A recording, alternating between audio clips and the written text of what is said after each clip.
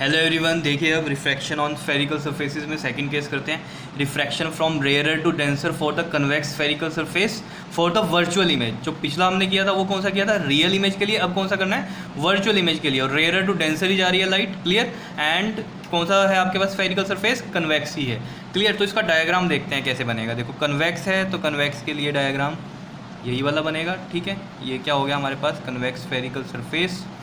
और ये क्या हो गई इसमें? Principal axis. इस तरीके से ये क्या हो जाएगा यहाँ पर? पोल। और यहाँ पर मान लो इसका ये सेंटर ऑफ कर्वेचर सी हो गया। क्या इतनी बात क्लियर है या नहीं है? अब देखो जब वर्चुअल इमेज चाहिए तो फिर क्या चेंज करना पड़ेगा? ऑब्जेक्ट को बहुत पास ले आओ पोल के, ठीक है। देखो यहाँ पर जैसे हम ले आए इसको, ऑब्जेक्ट को यहाँ पर ले आए, ठीक। तो यहाँ से रे ऑफ लाइट जाएगी, तो देखो इस तरीके से रे ऑफ लाइट गई। अब हमें यहाँ क्या बनाना पड़ेगा? नॉर्मल बनाना पड़ेगा। नॉर्मल बनाएंगे तभी हमें पता चलेगा बेंड टुवर्ड्स द नॉर्मल कैसे बनानी है, ठीक है। तो ये नॉर्मल बना दिया हमने, ठीक है। अब देखो बेंड टुवर्ड्स द नॉर्मल किस तरीके से बनेगी? देखो अगर ये स्ट्रेट जाती तो ऐसे चल जाती, तो यानी कि यहाँ से लेके यहाँ तक का ये पूरा पोर्शन है जहाँ कहीं भी हम बना सकते हैं, ठीक है। तो इसमें आपको बनानी किस तरीके से है?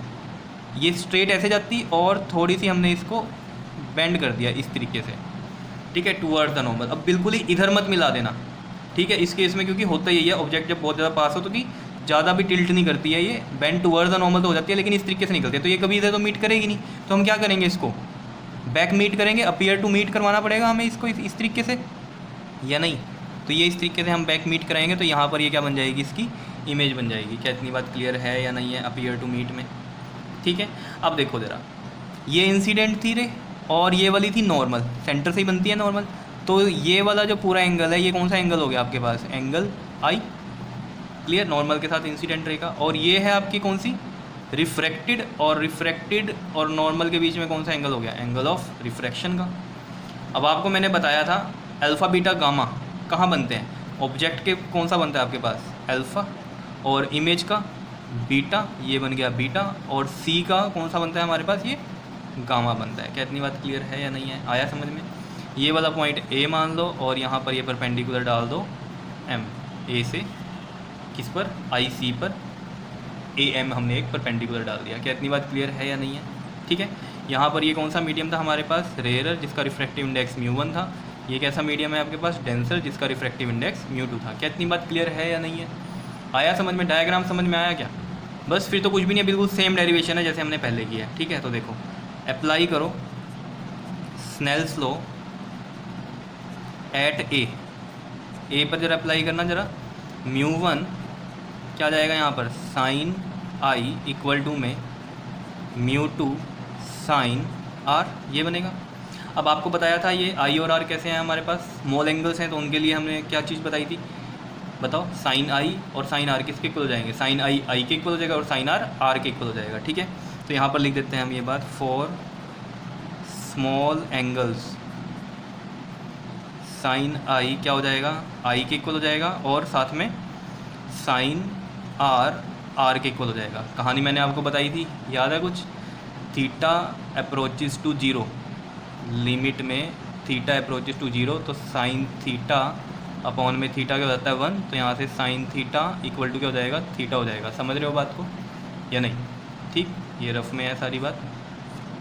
और मैंने एक चीज़ और बताई थी, जैसे वहाँ पर टेंजेंट में भी यूज़ हुआ था फिर बाद में हमारे पास, ठीक है। तो मैं यहाँ पर भी लिख देता हूँ, ठीक है। तो ये किसके इक्वल हो जाएगा? यहाँ से टेन आई के भी इक्वल होगा और साथ में टेन आर के भी इक्वल होगा। ये चीज़ मैंने आपको बताई थी कि जैसे यहाँ साइन थीटा बाई थीटा है तो ऐसे ही टेन थीटा बाई थीटा भी हो जाएगा। तो वहाँ से टेन थीटा थीटा के इक्वल, यानी कि टेन आई आई के इक्वल। तो आई को भी मैं क्या लिख सकता हूँ? टेन आई लिख सकता हूँ यहाँ से, ठीक है। समझ रहे हो इन चीज़ों को? क्लियर है? तो यहाँ पर देखो ज़रा, जो अब इक्वेशन बन जाएगी आपके पास वो क्या बन जाएगी? μ1 साइन आई की जगह आई लिख देंगे हम ये, और जो μ2 के साथ क्या लिख देंगे हम? सिंपल आर लिख देंगे, और ये हो जाएगी आपके पास इक्वेशन फर्स्ट। क्लियर? अब आई और आर की वैल्यू निकालनी है, वो कैसे निकलेंगी? तो आई और आर के लिए देखो कौन सा ट्रायंगल लेते थे हम? ओ ए सी। देखो कैसे पता चलता है ओ ए सी लेना है? देखो ये आई है, क्लियर। अब ये आई जो एंगल है ये खुद देखो आप कौन सी दो लाइन पे मिल रहा है, एक इस पे और एक इस पे। इन दो लाइनों को देख लो कहाँ जा रही है ये, ठीक है। तो ये कौन सा ट्रायंगल बना रही है? ओ ए सी। तो यहाँ से आई निकलेगा, देखो इन ट्रायंगल ओ ए सी क्या हो जाएगा आपके पास? ये एक्सटीरियर एंगल की प्रॉपर्टी से exterior angle is equal to the sum of two interior angles. तो ये कौन सा है आपके पास? ये ये वाला हो गया आपका अल्फ़ा और ये गामा, तो अल्फ़ा प्लस में गामा। क्या इतनी बात क्लियर है या नहीं है बताओ, आ रहा है समझ में? तो ये मान लीजिए आपके पास हो गई सेकंड इक्वेशन। सिमिलरली इस आर की वैल्यू निकालने, इस आर में देख लो, वैसे तो ध्यान ही रख लेना ओ ए सी और आई ए सी ट्रैंगल हैं, ये हमेशा हर एक डायग्राम में यही वाले ट्रैंगल आएंगे, लेकिन फिर भी समझाने के लिए बता देता हूँ। आई ए सी ही क्यों लिया, देखो ये वाला आर है, ये वाली लाइन देख लो आर की, और ये वाली लाइन, दो लाइनें हैं, इनको देख लो कहाँ जा रही हैं ये, तो वो वाले ट्रैंगल लेने हैं। तो कौन सा बनेगा ये, इन ट्रैंगल आई ए सी। तो जो आर की वैल्यू हो जाएगी यहाँ से, ये क्या हो जाएगी अब, बीटा प्लस में गामा। समझ रहे हो एक्सटीरियर एंगल प्रॉपर्टी से, बीटा प्लस में गामा, ये हो गई आपके पास थर्ड इक्वेशन। तो अब ये सेम ही कहानी चल रही है सारी की सारी जो फर्स्ट डेरिवेशन में चल रही थी आपके पास। तो पुट कर दो second and third in first. First में पुट करेंगे तो देखो क्या होगा यहाँ पर, म्यू वन आई की जगह क्या लिख दें हम इसमें, अल्फ़ा प्लस में गामा इज इक्वल टू में म्यू टू, और आर की वैल्यू कितनी है हमारे पास, बीटा प्लस में गामा। क्या इतनी बात क्लियर है या नहीं है बताओ।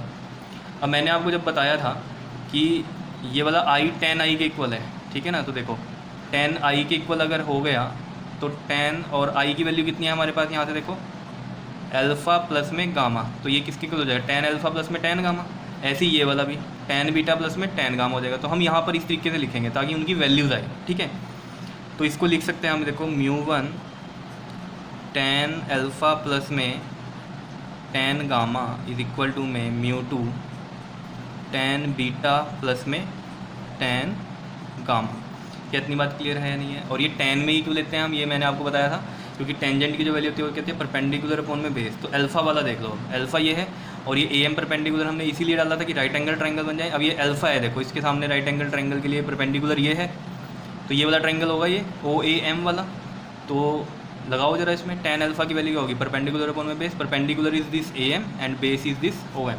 तो यहाँ पर लिखेंगे हम, देखो कैसे, म्यू वन टेन अल्फ़ा की वैल्यू हो जाएगी हमारे पास ए एम अपॉन में ओ एम प्लस में, और टेन जो गामा है ये टेन गामा, और ये वाला परपेंडिकुलर, तो ये राइट एंगल ट्रायंगल ये बन गया आपके पास ए एम सी वाला। तो देखो ये गामा इज इक्वल टू में, मतलब टेन गामा परपेंडिकुलर अपॉन में बेस, मतलब ए एम अपॉन में एम सी आ जाएगा, ये ए एम अपॉन में क्या आ जाएगा, एम सी। और सिमिलरली म्यू टू में टेन बीटा है, तो बीटा के लिए देखो क्या आ जाएगा, बीटा ए एम आई वाला ट्रायंगल बन जाएगा, ए एम आई वाला, और tan beta is perpendicular that is A M, और बेस क्या है हमारे पास ये आई एम। तो ये क्या बन जाएगा आपके पास, ए एम अपॉन में आई एम प्लस में टेन गामा वाला यही वाला आ जाएगा, ए एम अपॉन में एम सी। क्या इतनी बात क्लियर है या नहीं है बताओ। अब यहाँ से वही है, ए एम आप कॉमन ले लो बाहर, यहाँ मैं करके दिखा देता हूँ, पिछले वाले में मैंने ऐसे ही कट कर दिया था। तो देखो ए एम बाहर लिया तो ये कितना बन गया, वन अपॉन में ओ एम प्लस में वन बाय एम सी। यहाँ से भी ए एम कॉमन ले लो, और यहाँ क्या बन जाएगा आपके पास, वन बाय में आई एम प्लस में वन बाय में एम सी। तो ए एम से ये ए एम कैंसिल, समझ रहे हो ये चीज़। और यहाँ पर देखो अब क्या आ जाएगा, म्यू वन को अंदर ले जाते हैं हम, mu one by O M plus में म्यू वन बाय में M C is equal to में म्यू टू अपॉन में आई एम प्लस में म्यू टू अपॉन में एम सी। अब देखो ये जो ओ एम एम सी ये सब हैं, ये सब एम से हैं डिस्टेंसेस, ठीक है, और हमें कहाँ से चाहिए, ये पी से। और वैसे भी एम जो है वेरी क्लोज है किसके, पी के, तो हम एम की जगह पी रख सकते हैं, ठीक है। तो यहाँ पर लिखते हैं ये लाइन, जैसे पहले भी हमने किया है, यहाँ लिखते हैं that is M is very close to P. कितनी बात क्लियर है या नहीं है, M is very close to P. तो उसकी वजह से क्या होगा, ये पूरी इक्वेशन चेंज हो जाएगी।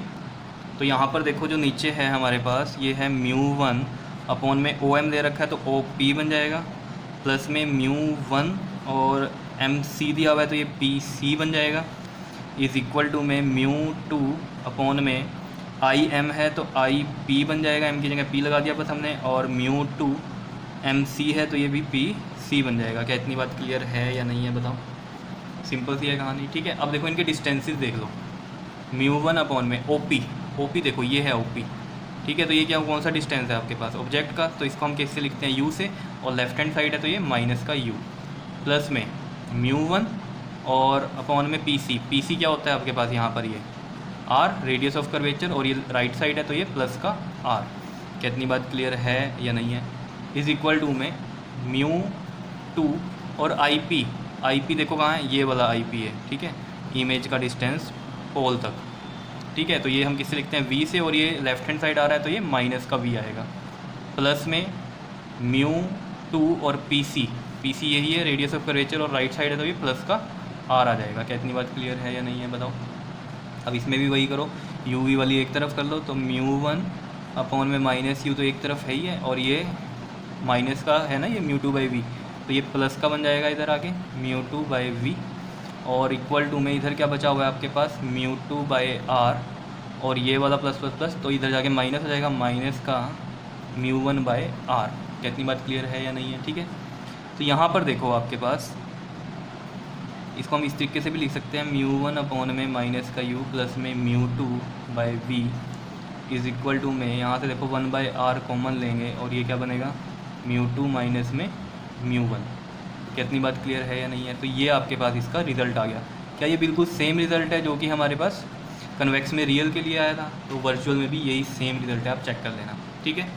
और मैं वैसे बता रहा हूँ, रेयर टू डेंसर में जब अब कनकेव आएगा, कनकेव में सिर्फ वर्चुअल ही होती है, तो वर्चुअल के केस में भी यही रिजल्ट आने वाला है, ठीक है। आंसर में थोड़ा सा चेंज कब होगा, जब डेंसर टू रेयर जाएगी लाइट, क्लियर है। ये तो सारे रेयर टू डेंसर के हैं, तो उसमें चाहे कन्वेक्स हो चाहे कनकेव हो, अगर लाइट रेयर टू डेंसर जा रही है तो आंसर ये सबके सेम ही है, समझ लो। रिजल्ट देख लेना, इससे नेक्स्ट जो डेरिवेशन होगी उसमें आपके पास कौन सा होगा, rare to denser for the concave, और कनकेव में क्या होता है, सिर्फ आपके पास कौन सी इमेज होती है कनकेव में, वर्चुअल, तो उसके लिए भी यही रिजल्ट आएगा। ये बात याद रखना।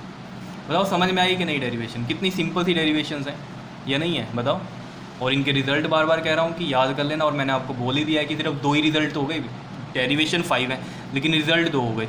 रेयर टू डेंसर का एक रिजल्ट याद रखना है, और डेंसर टू रेयर का एक रिजल्ट याद रखना है। अब चाहे वो रियल हो, वर्चुअल इमेज हो, कोई फ़र्क नहीं पड़ता, समझ। सिर्फ फ़र्क पड़ता है कि रेयर टू डेंसर जा रही है क्या, डेंसर टू रेयर जा रही है। और लेंस का भी कोई फ़र्क नहीं है, चाहे वो कनकेव हो चाहे कन्वेक्स हो, रिजल्ट सेम है, लेकिन सिर्फ रेयर टू डेंसर का सेम रहेगा और डेंसर टू रेयर का अलग रहेगा। क्या इतनी बात क्लियर है या नहीं है, वो आगे आगे आपको और क्लियर हो जाएंगी कहानी। ये समझ में आई डेरिवेशन कितनी ईजी है। तो इसमें आप देख रहे होंगे, अगर एक बार डेरिवेशन समझ में ली तो सिर्फ डायग्राम को आपको क्या रखना है, दिमाग में रखना है कि कैसे बनेगा, फिर तो कुछ भी नहीं है डेरिवेशन के अंदर, या नहीं। क्लियर, ओके जी, थैंक यू।